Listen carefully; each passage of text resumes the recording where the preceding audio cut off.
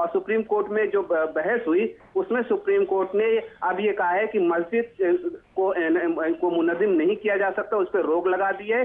और उसमें एक अहम ऑर्डर ये दिया है कि मस्जिद जिस हालत में उस हालत में बरकरार रहनी चाहिए, जिसको हिंदी में कहते हैं यथास्थिति बरकरार रखी जाए। तो जाहिर है ये बहुत बड़ी राहत है, बहुत बड़ी रिलीफ है मस्जिद इंतजामिया कमेटी के लिए। और मस्जिद इंतजामिया कमेटी का कहना है कि उसको उम्मीद है कि आने वाले दिनों में जो सुप्रीम कोर्ट से हतमी जो फैसला होगा वो उसके हक में होगा। मुनज़्ज़ा जी बिल्कुल मुश्ताक, बहुत बहुत शुक्रिया आपका तफसीलात फराहम करने के लिए। आगे बढ़ते हैं। जयपुर में कांग्रेस के नौ मुंतखब अराकीन असेंबली की मीटिंग हो रही है।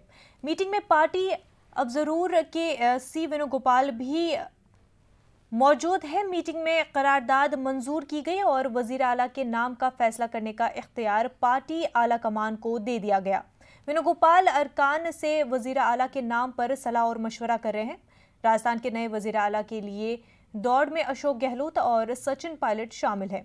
दोनों लीडरों के हामी पार्टी आला कमान पर दबाव बनाने की कोशिश कर रहे हैं।